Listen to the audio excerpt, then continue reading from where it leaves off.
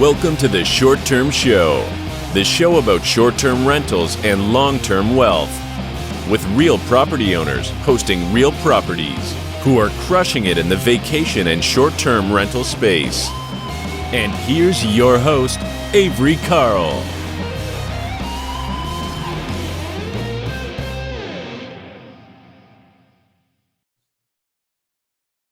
Good morning out there, all you short-term shoppers. It's Avery Carl, and I wanted to give you guys a quick reminder about something that I don't think I've done a good enough job of keeping you aware of.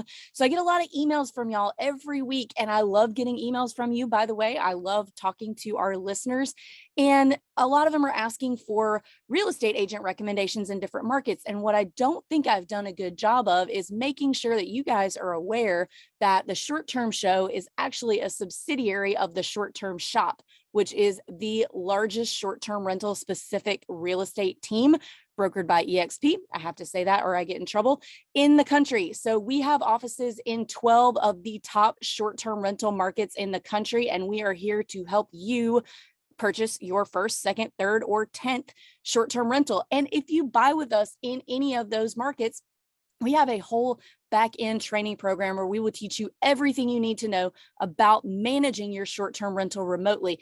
Everything from setting up your Airbnb and VRBO listings to teaching you how to use all the property management software that you'll need, all the way down to helping you source your local boots on the ground like cleaners and handymen. And we have some awesome Facebook support communities that we want you guys to be a part of, where we all share ideas and information about managing our short-term rental, which short-term rentals, which markets are the best, what we're doing next, and all of that really fun stuff. So if you want to be a part of the Short-Term Shop community, if you want to buy a house with us, we really want to help you guys. So head on over to theshorttermshop.com and click schedule a consultation. We'll see you there. If you invest in real estate or manage properties, you need banking that's truly built for your business. Many traditional banks make it difficult to sync banking information across many of the personal finance platforms that we as real estate investors use every day. This is why I recommend Relay. Relay is an online banking and money management platform that's a perfect fit for any real estate business. First, there are no account fees, no overdraft fees, and no minimum balances, which means you get to keep more money in your pocket. Relay also goes above and beyond the banking basics to help you understand precisely what you're earning, spending, and saving. You get up to 20 checking accounts to organize and allocate income for things like day-to-day expenses, investments, or taxes. And if you have multiple investment properties set up as separate business entities, that's no problem. Relay lets you open unlimited accounts and access everything from one single login. Best of all, Relay makes your bookkeeping speedy and meticulous by giving you ultra-detailed transaction data and directly syncing it back to QuickBooks Online and Xero. The ability to have so many separate bank accounts and allocation options in my user dashboard has really transformed my personal banking experience. I will never go back. It takes 10 minutes to apply for a Relay account, and you can do it online at relayfi.com/theshorttermshop. So again, for more information and to open an account, go to relayfi.com/theshorttermshop. Hey guys, welcome back to the Short Term Show. And today we're going to do something a little bit different than what we normally do. So we've never really hit on doing new constructions for short-term rentals and what that entails and the different ways that you can go about that. So we've got a panel of ladies, actually all ladies on here today, that have bought, sold, are involved in the building of short-term rentals in one way or another, or have been. So lots of great experience on the call. We've got Julie McCoy, Reagen Natho, and Natalie Waltower, which we just had an extended conversation about the correct way to pronounce that.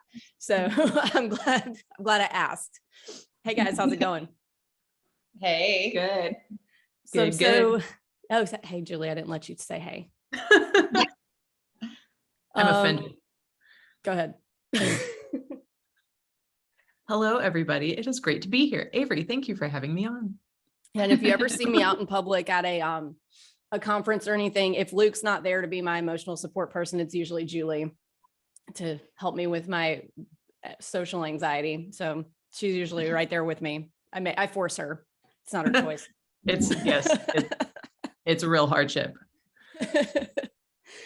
All All right, guys. So let's talk about new construction. I have personally I've bought a spec build. I'm in the very, very beginning stages of doing a custom build, which is an entirely different thing. So let's talk about the differences between those two things. So Julie, what's the difference between buying a spec build, or what is a spec build? Some people may not know what that is, and a custom build.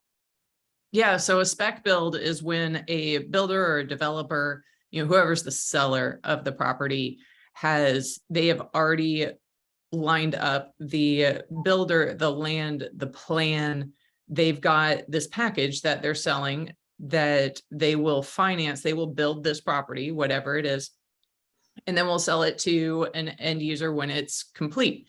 So in that scenario, they have already made most or all of the choices as far as the floor plan, the finishes, whether or not it's going to be sold furnished.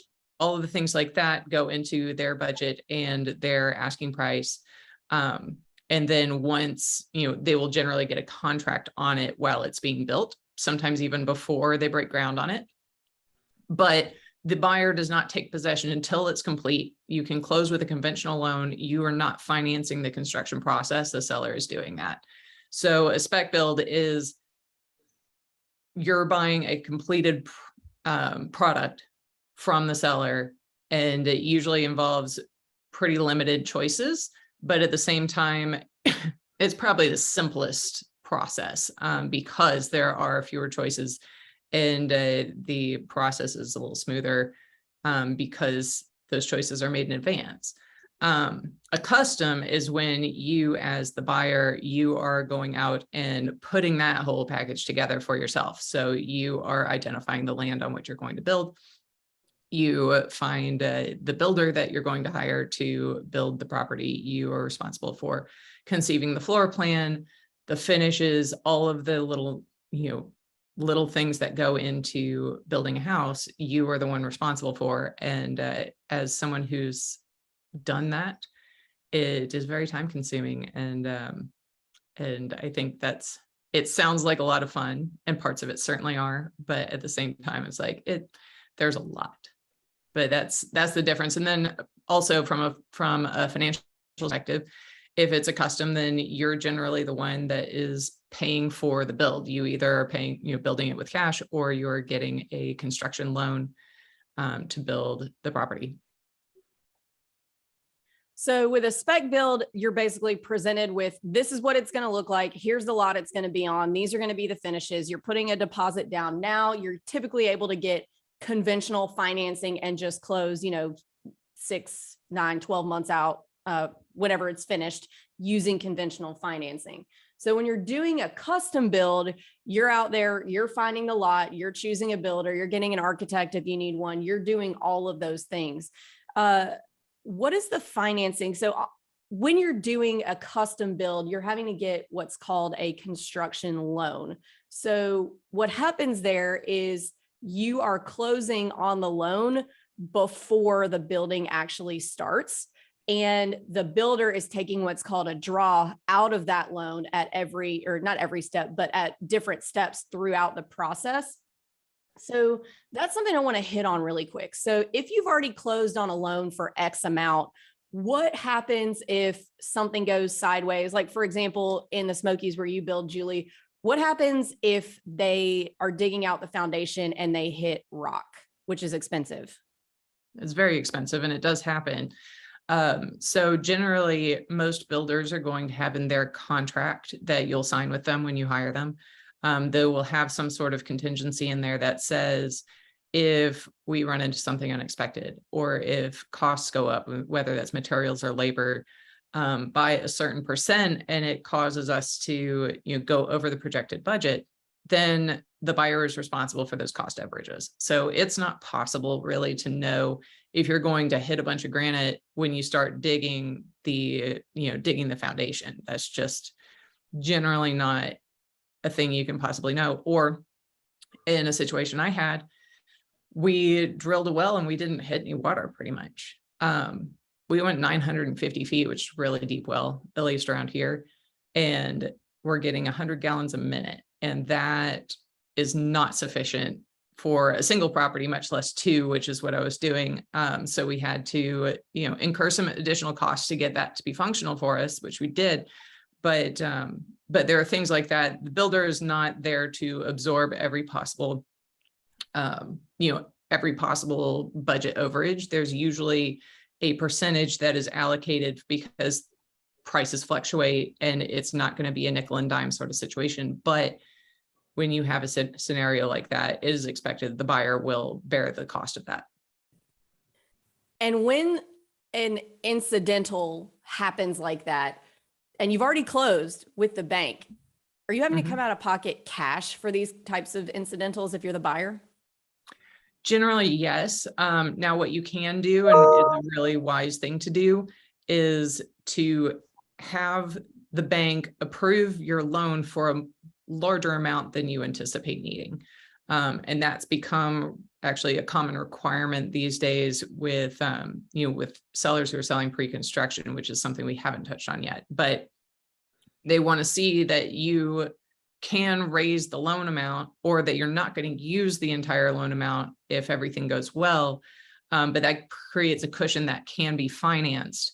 You just need to have that discussion with your lender up front. Make sure that they know what the score is. As long as everything appraises and your qualifications are good, they'll generally work with you on that. Okay, so that's a way to create a little bit of cushion so you're not just closed and hoping and praying for a year and a half or 2 years or however long it takes to get through the process that there's not any crazy things that happen. Because there's always something. Oh yeah, there always is. And we're going to dive into that here in just a little bit. So we talked about like the custom build process, which is where you're finding everything and you're putting everything together. Spec build, where it's all done for you and you're just getting a conventional loan. What would be an example of a pre-construction, or what's a pre-construction deal? Yeah, so that's a term that we use a lot in, at least locally. It may vary from market to market, but with what we term pre-construction, it is kind of it's a little bit of a mesh. So the seller developer has put together the package once again of this is the plan, this is the lot, this is the builder, here's the price point, but they are not going to finance the building of it. It's all on paper. They'll have the, they'll have the land, everything's lined up. But when a buyer says, okay, I want to buy that, the buyer needs to get the construction loan, and, and their financing, the buyer's construction loan, is what will actually build it. So in that case, no work is going to be done on the lot. They won't do anything at all beyond maybe clearing the lot before a buyer comes, closes on the loan.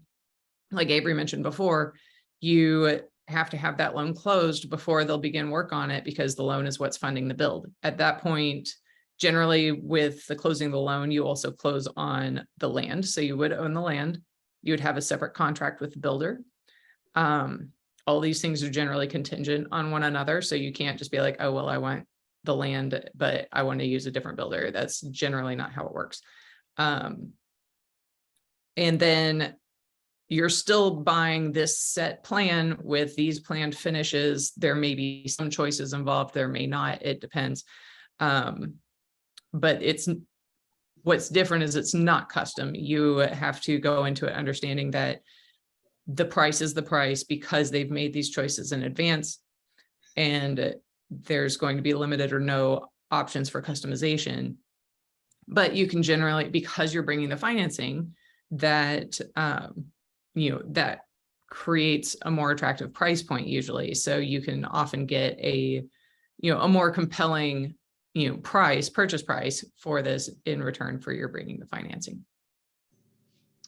And Julie, to add to that, I think the most important thing to understand with pre-construction, and you said this, but just to really, emphasize, is that it isn't custom, right? Mm-hmm. Like you are carrying the loan, you're carrying the construction loan for the builder. But it's really, it's still not custom, right? So you still have to be okay with, because it's very easy to get in the mindset of, well, I am financing this, I should be able to choose fill in the blank. And that isn't often the case with pre-construction. Generally it's still a package. Mm-hmm. You may have some choices more than just a spec. But just still understanding that it's, it's not custom, typically. Yeah. Well, and I think one good way to think about it is when you're buying a pre-construction, there's a set price that you agree to purchase it for. And, once again, their budget has been based around these selections. When you start customizing things, you add cost. Right. If it's a custom, then okay, it's your money, it's your, it's your decisions, all of that. If you make enough choices where your budget balloons, then okay, that's on you. But in that case, you've created a more open-ended scenario with the builder. With construction, that's not the case. They've agreed to build, X property for Y price. And when you start deviating from that, the numbers don't work anymore. So you'll incur additional costs, but also just the structure of those contracts generally doesn't allow for a lot of choice. Yeah. And Totally another agree. point, yeah. And another point to pre-construction that it's very important for clients to understand, because pre-construction is it's more common than, at least I've found in the Smokies, than true custom builds. Mhm. Maybe not as common as a spec, but it's, in the middle, right? It's that common ground. And so one of the biggest things that a lot of times buyers don't fully understand going into this is you're going to get a line, an itemized detail of expenses. Mhm. And on that, you're going to see commissions, right? And generally, sellers pay commission, right? Generally in a real estate transaction. And so one thing that's important to understand is it's going to look like you, the buyer, are paying the commission. But really it's like any other transaction. Even if you were buying a house that was already built, it's built into that price, right? So if I'm a seller and I want to sell my property, I'm going to factor in, all right, so maybe I want to sell for, $950, but I want to build in commission, so I'll sell it for $1 million. So it's really no different. So it's important that clients or buyers know that will be a line item. It will feel like you, the buyer, are paying commissions on that, but it's really just built into the overall price by the seller. Yeah, that's something to keep in mind, is that people are getting paid on these deals. It's not just this is how much it costs, so that's how much we're going to charge you. People are getting paid for their work, whether it's seller paying commission or, builders do, there's a spread between how much it costs to build the house and how much the builder makes, or, they make the spread basically. So keep that in mind as you're buying things, that there are people getting paid on these deals. Right. And it's not just the cost is what the cost is to build. If you want the cost to build, then, maybe you're finding a lot and doing a true custom build. Let's talk about lots for a second. Mm-hmm. So I've seen people, I haven't actually had anybody make any terrible mistakes that I've seen personally, but I've heard about them. So depending on where you are in the country, there are things that you need to watch out for when you're looking at lots. Because a lot of people they'll say, oh man, this lot's super cheap. This is great. I can't wait to build something on this. I'm going to save so much money.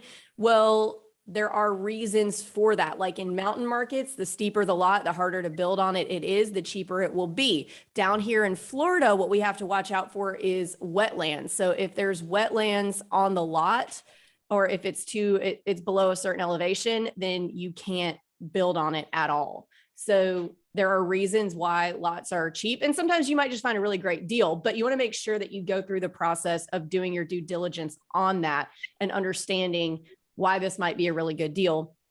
And hopefully it is just a good deal and there's nothing, lurking beneath the surface. Another thing that you want to be mindful of is setbacks. And I see people all the time who will say, oh, this lot's like kind of skinny or whatever. You don't get to build all the way to the perimeter of the lot. There are setbacks that'll be required. So you're not going to be able to go as big as you probably think you can. Another thing you want to watch out for is septic permits. You want to check that before you close on a property. I have heard about people closing on, several acres, thinking they're going to build several structures with, up to 10, 15 bedrooms, and then finding out after closing that there's only one little area of the lot that is approved where a septic could actually go, and it will only support 3 bedrooms. So that's something you need to think of as well. Am I missing anything, or anything you guys have run into in terms of lots that you want to pay attention to if you're going to buy a lot and do a custom build? I mean, the septic thing is huge in a mountain market because we do not have utility sewer in the majority of the county. So the vast majority of these properties are on septic systems. There are very particular guidelines that a septic system has to meet to get approval by the county. And understanding that, and especially understanding that the steeper the lot is, the harder it is to get septic approval. You may not get approval at all, depending on how the lot is. And it also, also may depend on the quality of the soil. Not all soil will absorb at the same rate, et cetera, et cetera. So it's a fairly complex question. And I think a lot of people can look at something that's like, oh, I want to build this, big 6-bedroom with this gorgeous view. View lots are generally at the top of mountains, and the tops of mountains are generally really steep. So it's difficult to find something that can support a structure of that size just for a septic approval, much less, talking about foundation costs and everything else. So it is a complex question and something that you need to have a good understanding of before, especially before closing on a lot. But even when you're looking at it, just because it says it's 3 acres doesn't mean that you can build whatever you want there. And one thing that I recommend to clients, usually if they're looking at buying a lot, is each state's going to have certain possible contingencies on their lot purchase and sale agreement. I always recommend that a buyer get a blank copy, and you can get that from your agent, a blank copy of a lot contract, and look at all of the options for possible contingencies. And that is kind of a roadmap for like, what should I be looking for, right? So there's all kind of things you can check into, feasibility studies, septic, like all of the contingencies, just looking at that. And before you start looking at lots, have that as your roadmap for, before I make an offer on a lot, what are some things that, and obviously let the experts be experts, right? So there will be things on your contract that you're like, well, I don't know how to do a feasibility study. I don't know how to, whatever the case may be. Talk to your agent about where do I go? Who do I talk to find out the things I need to find out to meet these contingencies, to make sure this is a lot that is going to meet my desires for what I want to build on it. And how long are those things going to take? There's a particular process to get a septic approval in Sevier County. And the turnaround time on that, even once you have all your ducks in a row, is still like 6 to 8 weeks. Yeah. And so that's another thing to consider. Some of this, depending on how in demand the lot is, a seller may not consider an offer that has such a long closing period to allow you to go through all the steps to get a septic approval. So being educated on what it takes to get that kind of approval will at least help you make a better educated decision. There are no guarantees, but I've found myself in that position before where I'm like, okay, I don't think I'm going to be able to get the approval in time, but because I understand the process and what goes into it, I have a high level of confidence that I can get at least something close to what I'm expecting. It is still a risk, but then I feel more confident going into it instead of just, hey, that one looks great, I'm going to offer on it, close on it. And, then that could result in some unpleasant surprises. There have been lots that I've been super interested in, and then I actually do a drive-by and I'm like, oh, that's a cliff, never mind. Another thing that I didn't mention is, and this will be something that your title company should catch, but I've found in my experience that chain of title issues or clouds on title have been more common than if I'm buying a single family structure, typically because lots are cheaper than buying a house already built on a lot. And what happens is a lot more cash deals are done on lots, and the title can be, if it can't close through a normal warranty deed, a lot of times people will just quit claim it to each other and pay each other cash, which means it doesn't have to go through that whole title process. So you can run into issues with chains of title there. I've had that happen on something that I was under contract on. I've had another really weird thing happen on a lot I was under contract on, everything was like set to go. And we found out there was some weird deed restriction on it, that this lot had been split off from the lot next door like 10 years ago. And there was something called a family split that I still don't really truly understand what that is, but only the owner of the lot that it was split from, which was not the owner of the lot at the time, only the owner of the next door lot could ever possibly build anything on this lot. And since I was buying this lot from somebody else who didn't own the lot next door, that meant that I wasn't going to be able to build on it. So there are some weird, tricky things that you want to make sure your title company is doing a really thorough job of checking out, because that would have not been good if I closed on that and then go to the building department and can't get a permit. Okay, we're going to switch gears really quick. This one's for Natalie and Reagen. In your experience, is it a good idea to 1031 exchange into something that is pre-construction or partially built? I can't imagine why you would ask us that. Well, I mean, it worked out okay for me, even though I lost my 1031. Well, I couldn't complete my 1031, but so we were cabin neighbors. We sold our original cabins and had planned to 1031 into some, wasn't the pre-construction, it was a spec build, but kind of pre-construction status, I guess you'd say. Like you might be able to elaborate. We were going to close. Not was our agent. Yeah, so they hadn't started yet, basically. They hadn't broken ground on them, but they were going to be spec. So the builder was financing it. Yeah. Loan, yeah. Right. So start the process. Everything's going good. Well, you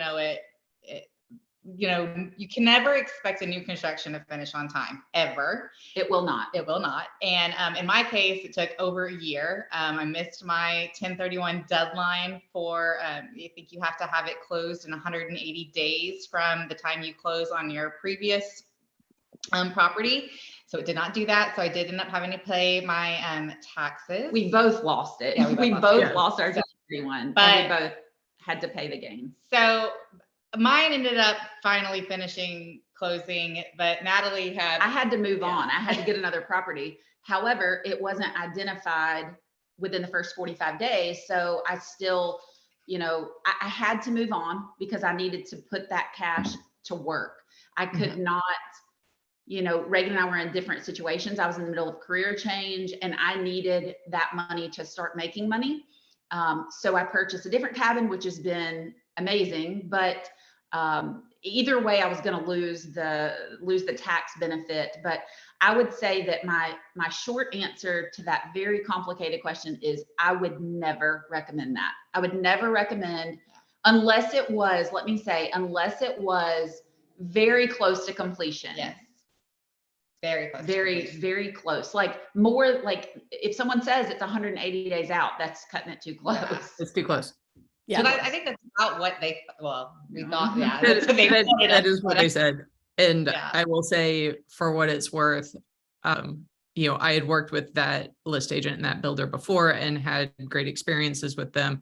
This project, for a number of reasons, got hung up in a certain amount of areas that created delays. Both Natalie and Reagen were very understanding, and I feel like we discussed the risks, right? We discussed the risks up front before we even started this. Yeah, we were not new investors, and so we fully understood the risk. The reward, the payoff was going to be awesome for Reagen. The investment, because she followed through with it, and ultimately 2 years. I don't remember. It was like a 389 days, I think is what okay. It had the longest like under contract home in Chalet Village there for a while. Yeah. So Okay. Yeah, I mean, I think. Oh, go ahead, Julie. There's a couple of different points that I want to make that I think are really important. One is, if the only way I would recommend doing a 1031 into new construction is like was said, if the replacement property is very close to completion, then I think it's fine. Like, 30 to 60 days, or, maybe even a couple of months. I've had success with that before. Or if you're in a position where, maybe the new property hasn't been started yet, or is just in the beginning phases, if you can get that under contract before you sell the relinquished property, and then you can time the sale of the relinquished property to, so that your timeline is more acceptable. I'm actually doing that right now. I've got one I'm closing on next month. I got it under contract last September, but I didn't sell anything to 1031 into it until a couple of months ago. So I'm still able to execute a 1031 with it, but it was very planned in that respect so that I didn't run into timeline issues. Yeah.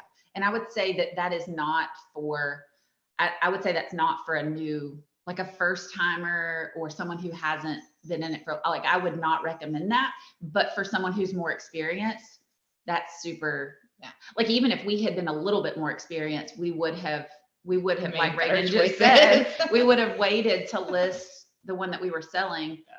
But again, we didn't even know about the new construction at the time. Our goal was just to roll it into something bigger. Yeah, we didn't even know that was the route we were going to take. But yeah, that's what happened. Yeah. All right. So we've talked about why it's not probably a really good idea to try and 1031 exchange into something that is not fully built or not really close to being fully built, because it's not if new construction is going to be delayed, it's when. New construction never finishes on time. If you guys take nothing else away from this podcast, take that away. New construction never finishes on time.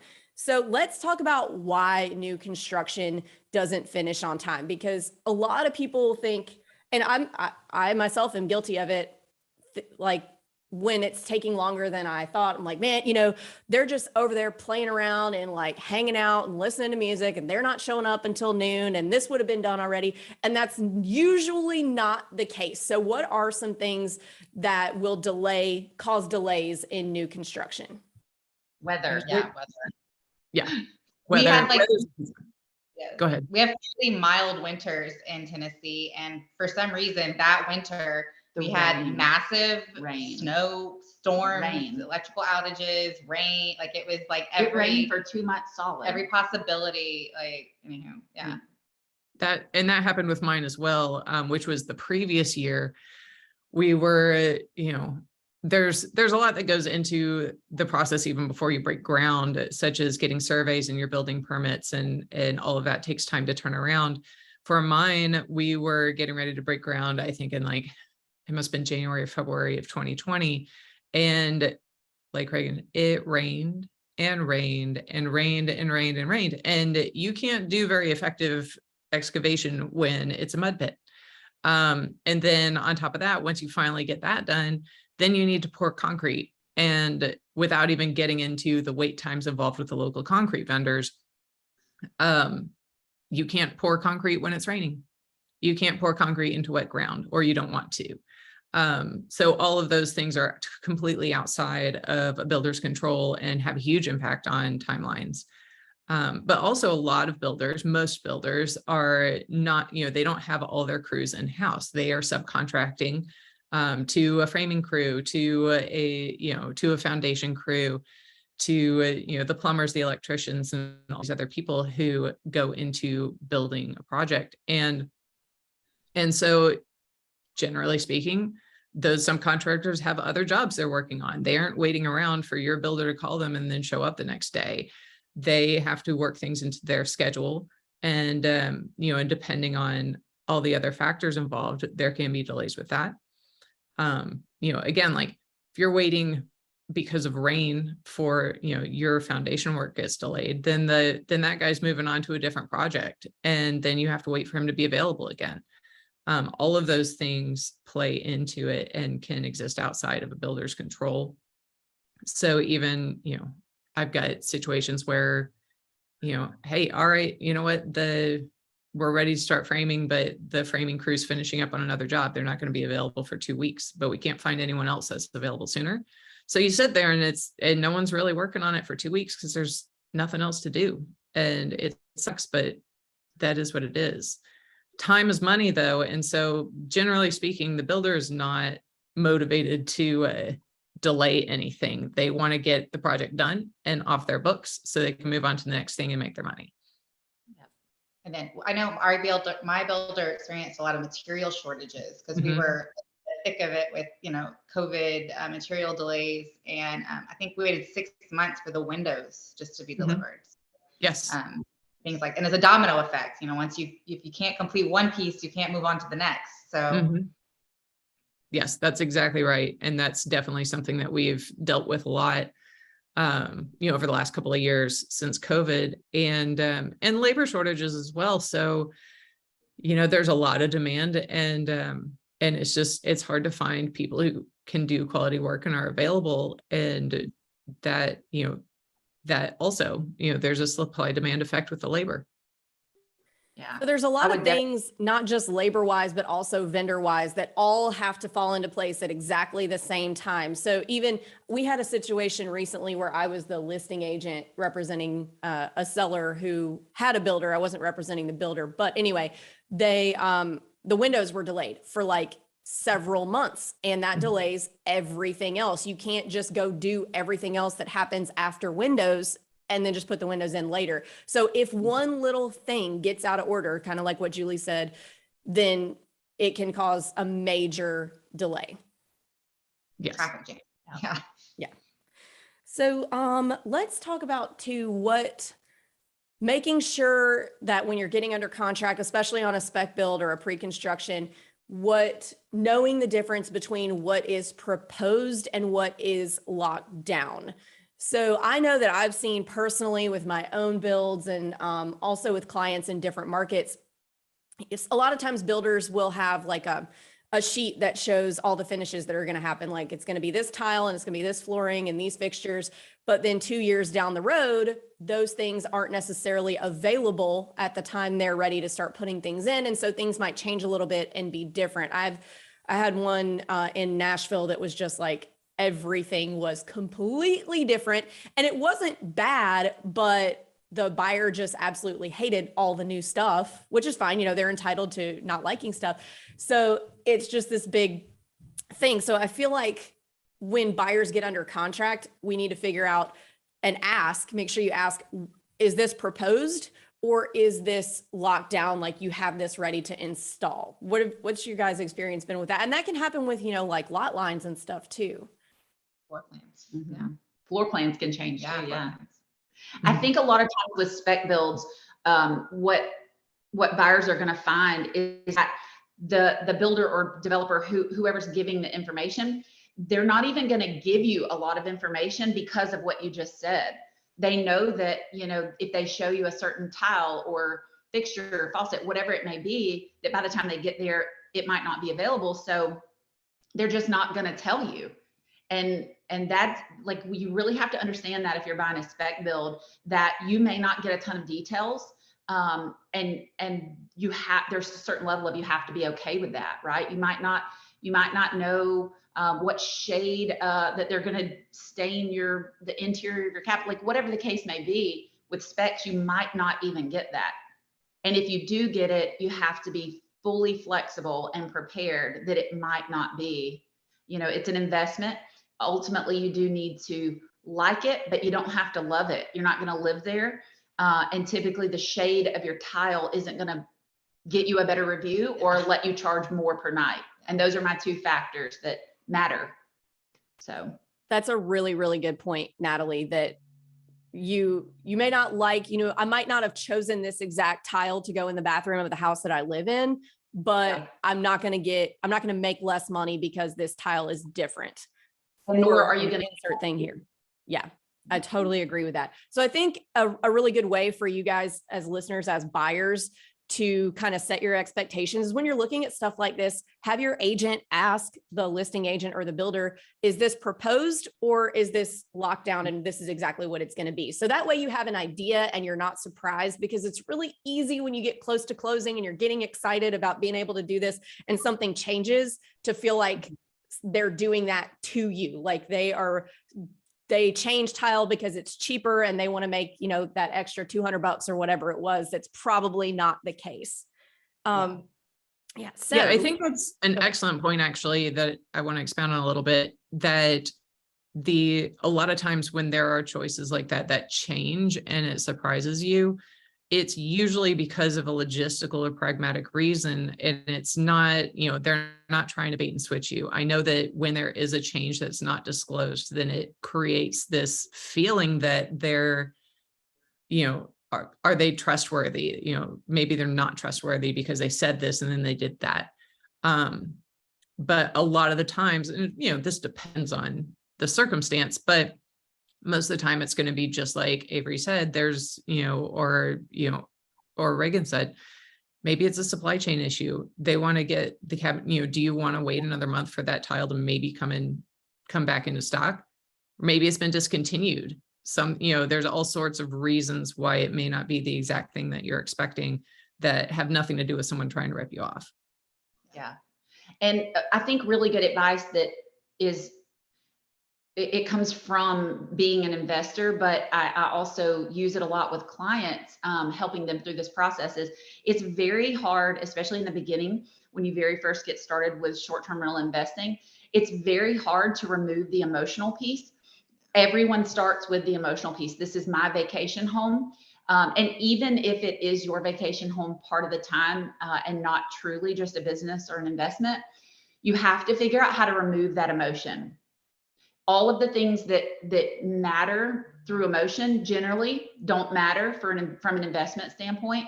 And so particularly when talking about any type, even all the way up to custom, right? So like if you're going to do a custom build that is for an investment, it becomes very emotional, right? Because there's a lot of emotion that goes into picking out doorknobs. I mean, honestly, I've been there.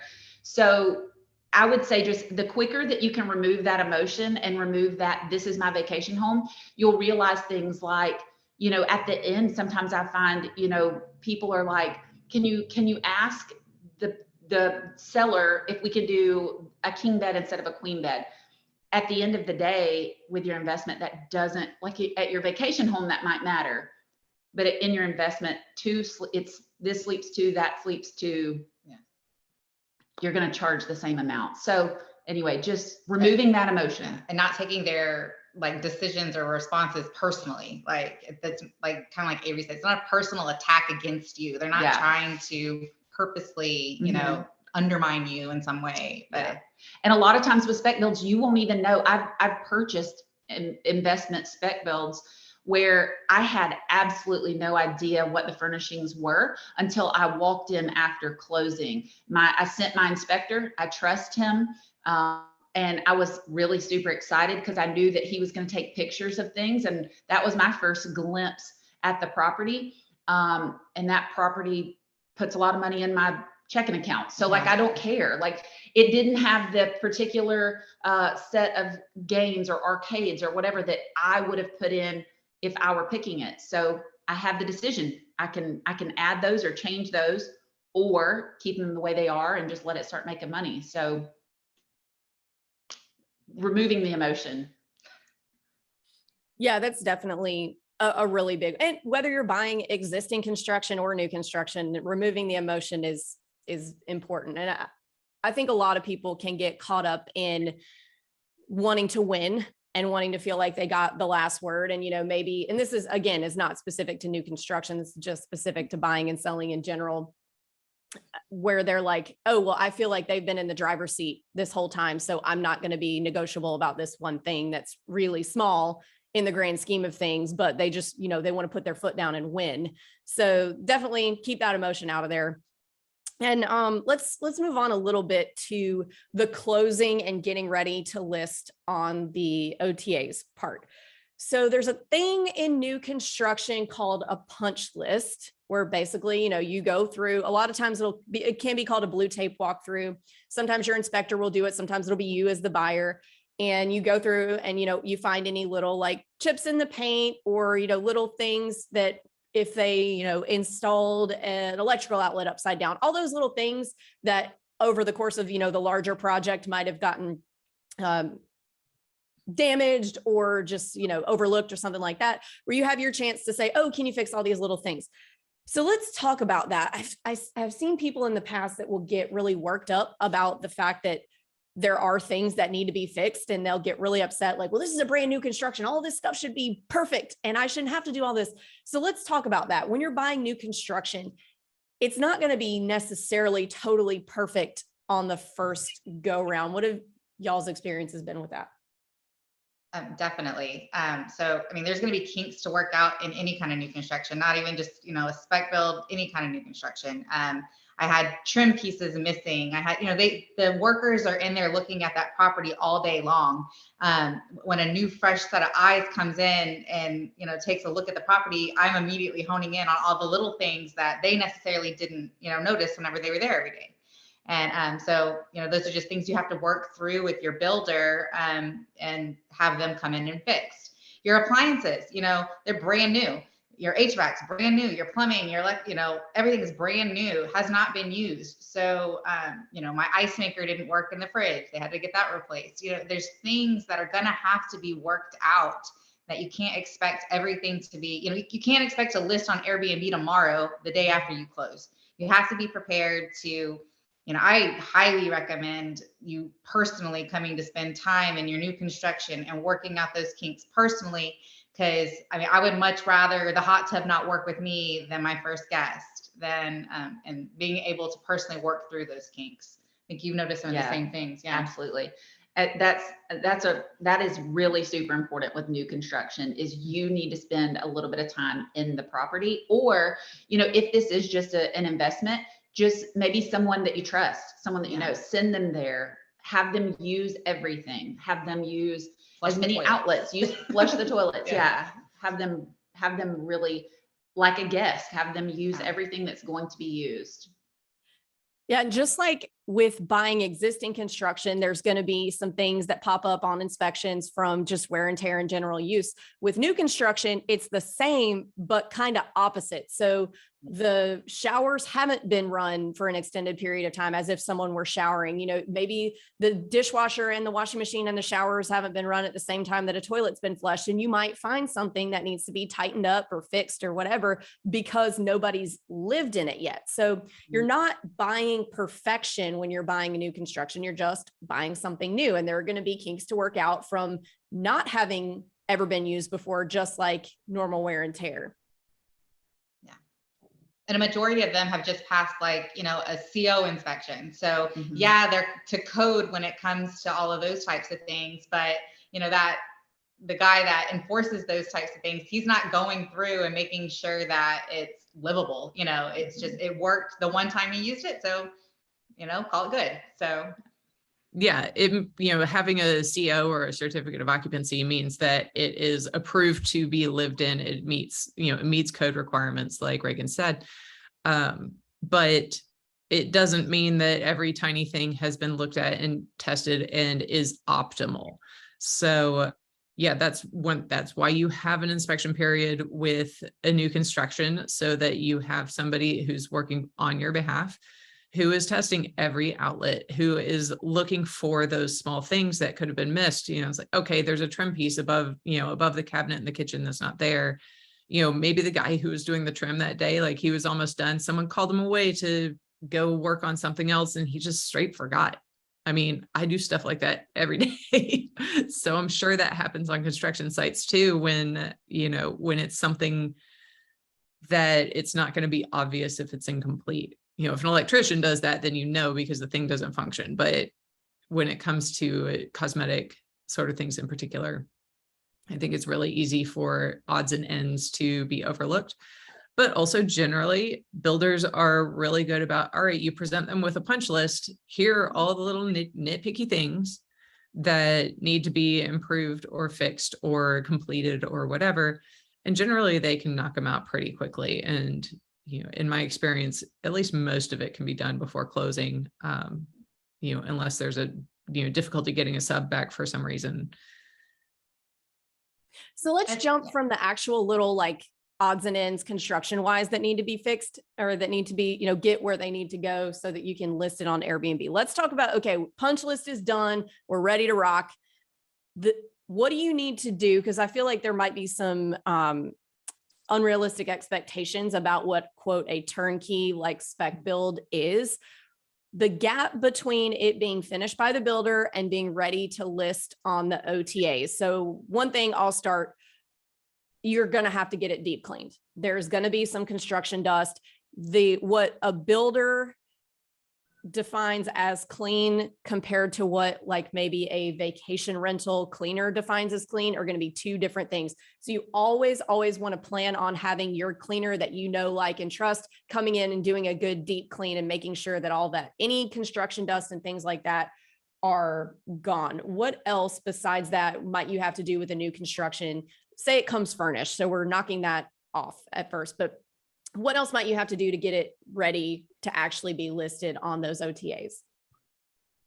All your smart tools. So your electronic locks, your Wi-Fi thermostats, your Ring cameras, a lot of those things aren't going to come with a spec build in my experience. So you're going to have to, and those kind of are personal decisions anyway. So kind of what you've been using or what you've researched to be the best. So you need to be prepared that you're going to have to outfit your house with all the technology that's going to make you a successful self-manager. Yeah. And I think, understanding what, a quote turnkey kitchen looks like, you're generally going to get your small appliances. You'll get a coffee maker, maybe a blender, your toaster. There'll be a set of, there'll be a set of knives and silverware and dishes, some pots and pans, but it's going to be the minimum to make it work. Could you cook a meal in there and, serve it to your family? Yes, you could. Is it going to have a bunch of extras and additional little things that make it really nice? Probably not. So there may be things that, you want to go through the kitchen and, there are certain things that you always like to have or extra of this or that you want to add.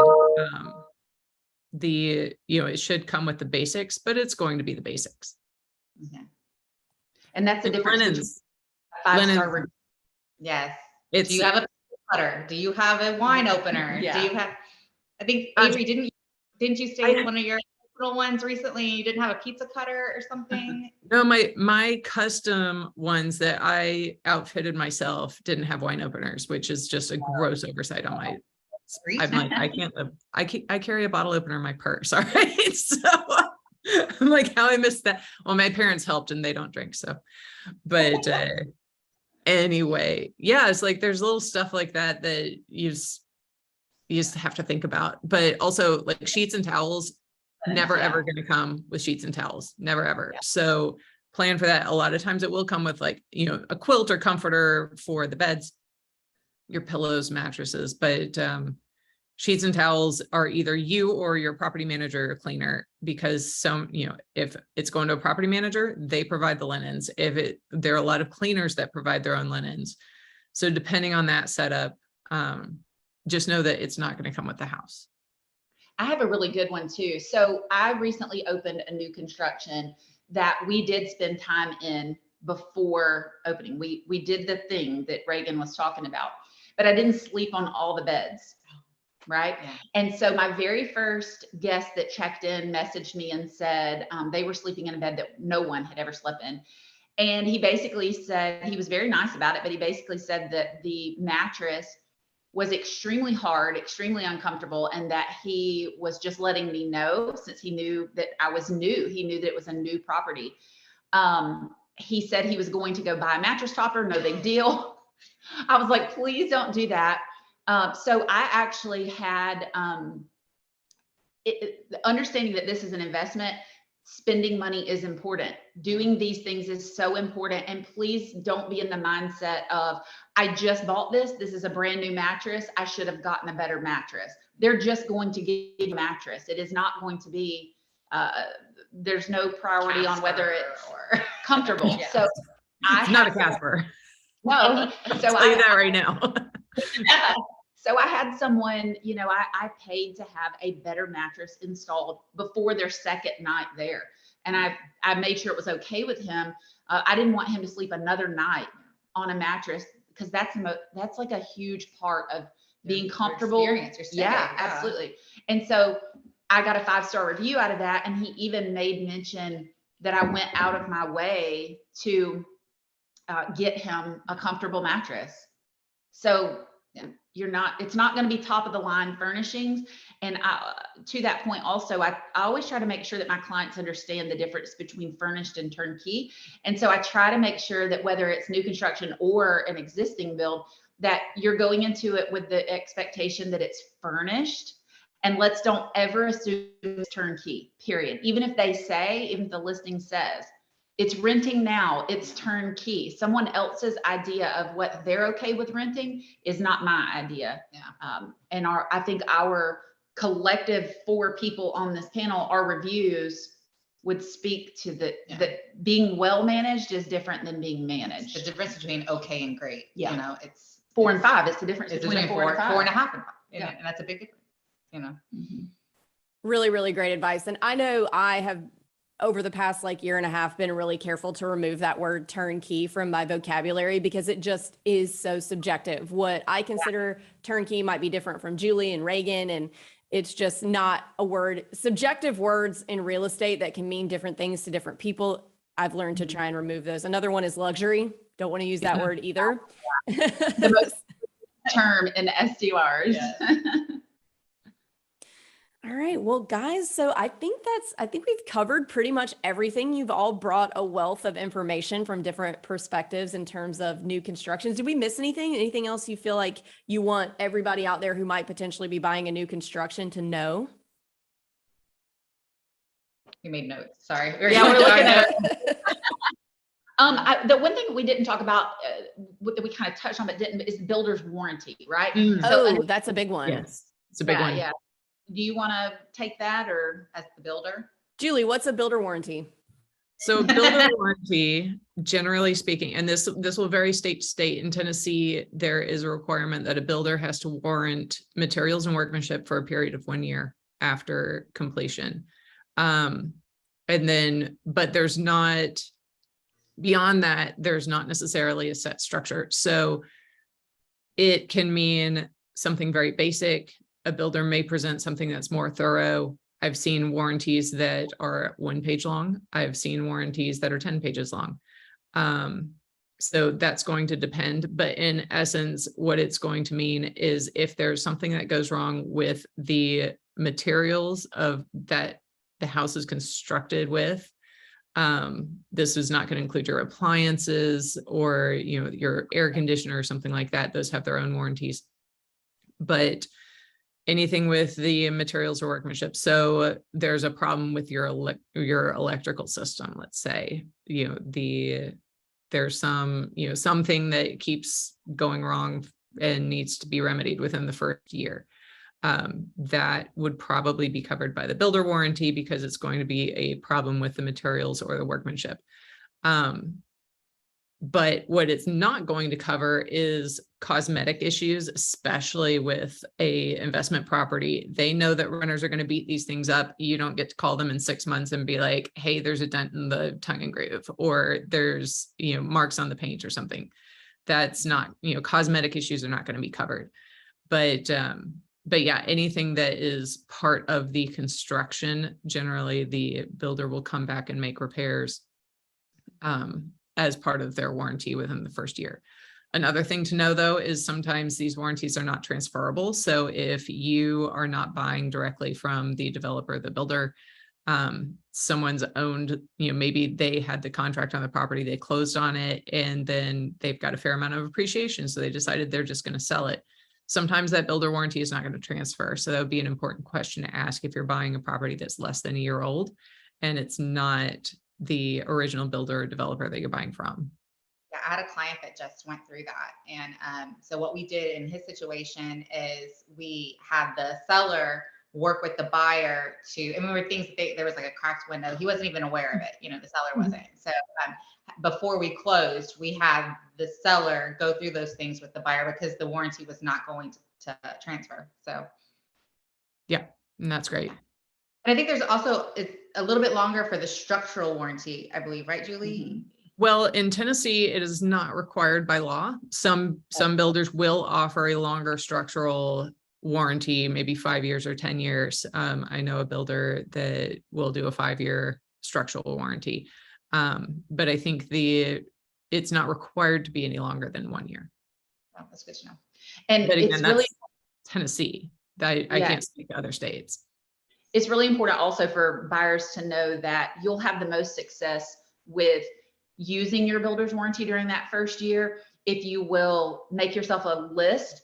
And as things come up, if it's not going to A, cost you money on what you can charge per night, or B, get you a better or worse review, make a list and don't go back to your builder with little knick-knack things 100 times. Just build that list up somewhere around the 6 to 9 month mark. Maybe start having conversations about it. But if you're wearing them out on little tic-tac things that are covered, it's all about relationships. I think at this point, everyone understands in real estate, it's all about relationships. And so you'll get further with your builder if you do that. Why my husband has conversations with our builder.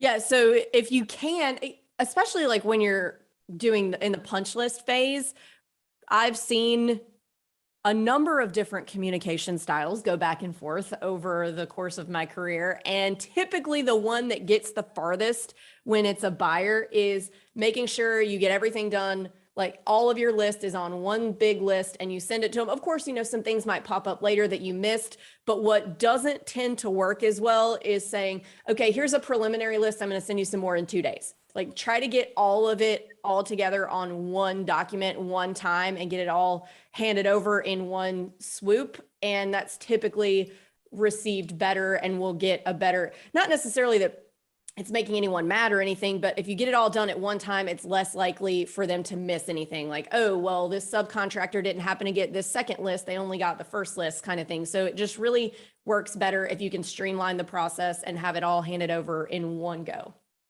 And I always try to categorize it too. Like if this is all exterior stuff, or if this is all plumbing, this is all electrical, I try and put it in broad categories. So hopefully that makes it easier for them to see what each sub needs to do.